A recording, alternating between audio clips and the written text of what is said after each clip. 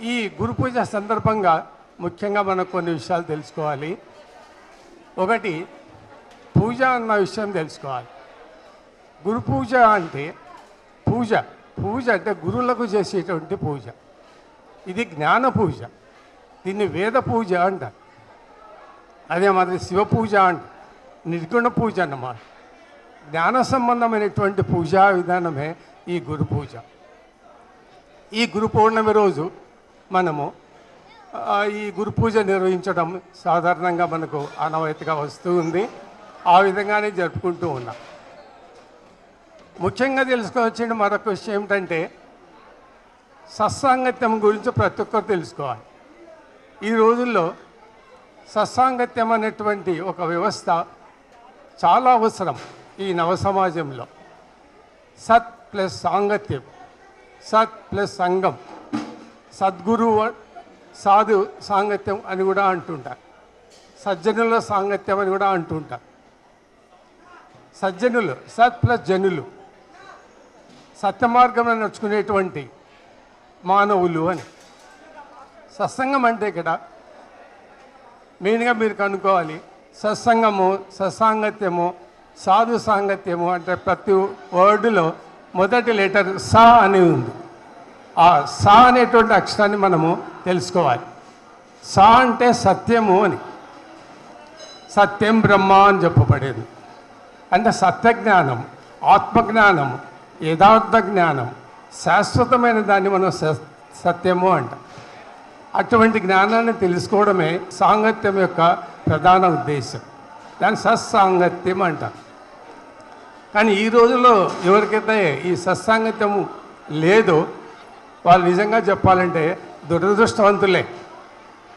ఎందుకంటే నేటి రోజుల్లో నవ సమాజంలో ప్రజలందరూ మెకానికల్గా యాంత్రిక జీవితంతో గడుపుతూ ఉరుకుల పరుగుల జీవితంలో ఉంటూ ఉన్నారు. ఆధ్యాత్మికం ఏంటి, జీవిత పరమార్థం ఏమిటి, ఏం సాధించాలి అనేటువంటి గమ్యం లేదు. ఏదో నామమాత్రంగా మనం ఆధ్యాత్మిక రంగంలో జీవితం గడుపుతూ ఉన్నాం. సత్సంగాలకు వెళితే మనకు అక్కడ విషయాలు, వాస్తవమైనటువంటి ఆధ్యాత్మిక విషయాలు తెలుస్తాయి. మనము వాటికంతా దూరంగా ఉంటాం. సంఘం అంటే కలయిక, గ్రూప్ అని, గుంపు, సాధువులతో కూడినటువంటి ఒక సంస్థ. ఆ సంస్థను మనము సజ్జన సాంగత్యం, సాధు సాంగత్యం అంటాం. సాధువులు ఎక్కడ ఉంటారు? సాధువులు అంటే సర్వసంగ పరిత్యాగులు. ఈ భౌతిక ప్రపంచాన్ని, విషయాలను వదిలేసి భగవంతునికి అంకితమైన వారన్నమాట. అటువంటి వారు ఎక్కడుంటారు?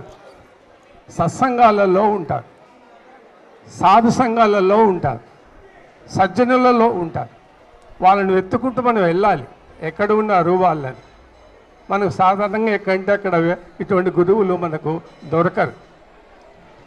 కాబట్టి వాళ్ళని కలవడము, వాళ్ళతో ఆశీస్సులు తీసుకోవడము, వాళ్ళ దర్శనము, వాళ్ళ స్పర్శ, వాళ్ళతో సహజీవనము, కలిసిమెలిసి తిరగడము, మాట్లాడము చాలా అదృష్టం.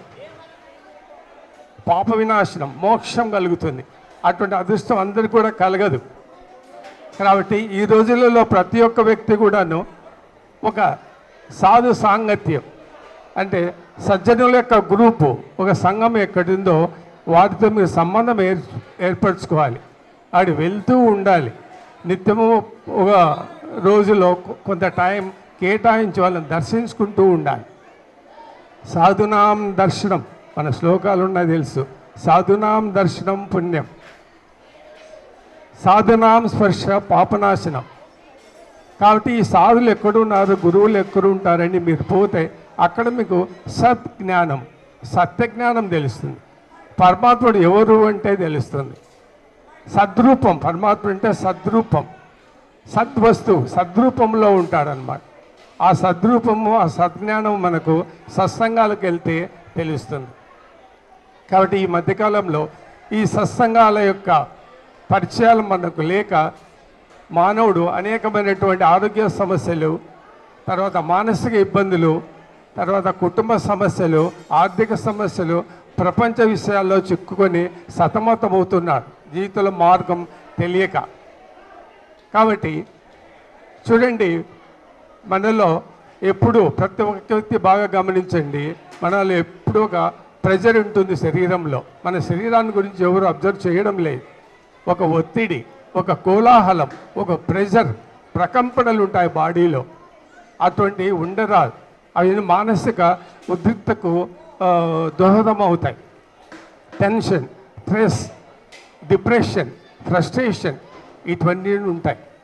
బ్లడ్ సర్క్యులేషన్ సరిగా ఉండదు, బ్యాలెన్స్గా ఉండదు, నరాలలో స్పందన సరిగా ఉండదు. ఇటువంటి జీవన విధానం మనం గడుపుతూ ఉన్నాం. వీటి నుంచి మనం రిలీవ్ కావాలంటే సత్సంగాలకి వెళ్ళాలి. వశిష్ఠ మహర్షి చెప్తాడు ఏమిటి ఈ సత్సంగం యొక్క ఉపయోగం అని. మనకు వివేకం కలుగుతుంది. సత్సంగంలో మనకి ఏం కలుగుతుందంటే వివేకం వస్తుంది. వివేకం అంటే విచక్షణ జ్ఞానం, బుద్ధి జ్ఞానం వస్తుంది. మనం బుద్ధియోగం అంటాం. బుద్ధియోగం అంటే అదే, విచక్షణ జ్ఞానం ఉండాలి. మంచిగానే జీవిస్తున్నాం మనం, కానీ విచక్షణ లేదు. ఉదాహరణకి పూజ చేస్తున్నాం. పూజ మనం విచక్షణ జ్ఞానంతో చేస్తున్నామా లేదా? దేవుడు ఎవరు, ఎక్కడున్నాడు, ఏ రూపంలో ఉన్నాడు, ఎలా మనం పొందాలి, అది విచక్షణ జ్ఞానం. దాన్ని బుద్ధియోగము అంటాం. కాబట్టి అట్టి బుద్ధియోగాన్ని, ఆ జ్ఞానాన్ని మనం సంపాదించాలి. ఇది సూక్ష్మ జ్ఞానం. సత్సంగాలు కలిగితే గురువులు ఆ బుద్ధి, సూక్ష్మ బుద్ధి, విచక్షణ బుద్ధి ఎట్లుంటుందో మీకు చెప్తారు. కాబట్టి సత్సంగము ఒక వృక్షము, చెట్టు అనుకోండి. ఆ చెట్టుకు కాసేటువంటివి మనకు ఈ వివేక పుష్పాలు. అదే మాదిరి దుష్టులు సజ్జనులు అవుతారు. సజ్జనుడు మళ్ళీ దుష్టుడు కాలేడు. అదే సత్సంగం యొక్క గొప్ప పని. ఎందుకంటే చెట్టు మట్టి యొక్క వాసన చూడలేదు, మట్టి చెట్టు యొక్క వాసన చూడలేదు. ఆ ఫలితాలు మనకు లభిస్తాయి.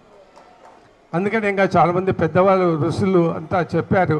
వాటినన్నీ మనం ఈరోజు స్మరణ చేసుకోవాలి, గుర్తు చేసుకోవాలి. సత్సంగత్యో నిస్సంగత్వం. మన శ్లోకాలు భజగోవిందంలో శంకరాచార్యుల వారు చెప్పారు. సత్సంగత్వే నిస్సంగత్వం, నిస్సంగత్వే నిర్మోహత్వం, నిర్మోహత్వే నిశ్చలత్వం, నిశ్చలత్వే జీవన్ముక్తి. కాబట్టి మనకు జీవన్ముక్తి రావాలంటే మొట్టమొదటి మెట్టు, స్టెప్ ఏదంటే సత్సంగాల్ని ఆశ్రయించడమే. ముక్తి, మోక్షాలు ఇవన్నీ మనకు ఇంట్లో కూర్చొని పూజలు చేసుకుంటే రావు. ఆశ్రమాలకు, గురువు దగ్గరికి వెళ్తే ఆ యొక్క క్లూస్, మర్మాలు ఏంటి మోక్షానికి అని వాళ్ళు ఆ రహస్యాలు తెలియజేస్తారు. కాబట్టి జీవన్ముక్తి లభిస్తుంది. అంటే జీవించి ఉండగానే మనం ముక్తి పొందాలి. ముక్తి రావాలంటే ముందు విముక్తి కావాలి. విముక్తి అంటే బంధాల నుంచి దూరం రావాలి. ఈ బంధాల నుంచి దూరం రావాలంటే దానికి మార్గాలు మనకు తెలియవు. నిత్య జీవితంలో మన కార్యక్రమాల్లో బంధాలను పెంచుకుంటున్నాం, బంధాల ఊపిరిలో పడిపోయాం. ఆ బంధాలైనటువంటి నెట్ జాలంలో మనము విరుక్కుపోయాం అన్నమాట. వాటి నుంచి బయటికి రావాలంటే మనకు ఈ సత్సంగం ఉపయోగపడుతుందన్నమాట. ఓ మారు నారద మహర్షి ఈ సత్సంగాన్ని గురించి నారదుల వారికి అనుమానం వస్తే విష్ణువు దగ్గరికి వెళ్తారు.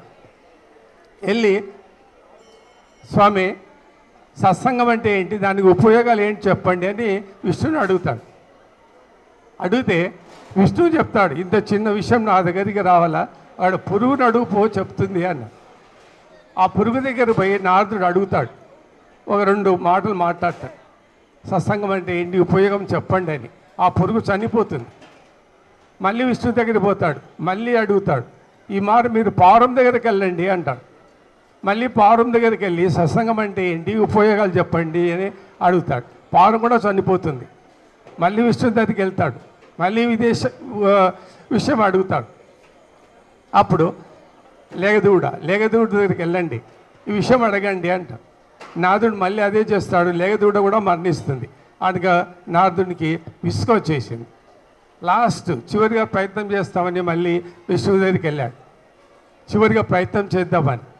ఈ దేశంలో ఒక యువరాజు ఉన్నాడు, ఆ యువరాజుని వెళ్ళి అడగండి. ఆ యువరాజుకి వెళ్ళేది అడుగుతాడు. అడిగితే నారదా, మీరు నన్ను గుర్తుపట్టలేదా, ఆ పురుగును నేనే, పావురము నేనే, సరే లేగదూడను నేనే, ఈ యువరాజు కూడా నేనే అంటాడు. ఏమంటే పురుగుగా ఉన్నప్పుడు నారదుడు ఆ పురుగుతో సత్సంగం చేశాడు. ఎంతసేపు? 2 క్షణాలు. అంటే సత్సంగం అంటే ఏంటి, ఉపయోగం ఏంటి అని చెప్పాడు. అది సత్సంగం పరిచయం. ఆ సత్సంగ పరిచయంతో ఆ పురుగుకు ఆ యొక్క పురుగు జాతి నుంచి విముక్తి కలిగింది. ఉత్తమ లోకానికి పోయినా అంటే పావురం పక్షి లోకానికి వెళ్ళిపోయాయి. మళ్ళీ పక్షి ఉన్నప్పుడు సత్సంగం చేశాడు నారదుడు. అక్కడి నుంచి మళ్ళీ విముక్తి అయిపోయి మళ్ళీ జంతు జాతికి వచ్చాడు. ఆ జంతు జాతి నుంచి మానవ జన్మకు వచ్చాడు. కాబట్టి అన్ని జన్మల్లో మానవ జన్మ ఉత్తమైంది. ఈ జన్మలో నేను ఇంకా మోక్షానికి పోవడానికి అవకాశం ఉంది అని చెప్తాడనమాట. కాబట్టి సత్సంగం యొక్క ప్రాధాన్యత అంత గొప్పగా ఉంటుంది, మనకు తెలియదు. ముఖ్యంగా అహంకారం పోగొట్టుకోవాలి. మనం ఆధ్యాత్మిక రంగంలో ఎవరన్నా సరే మనలో అహంకారం లేకుండా చేసుకోవాలి.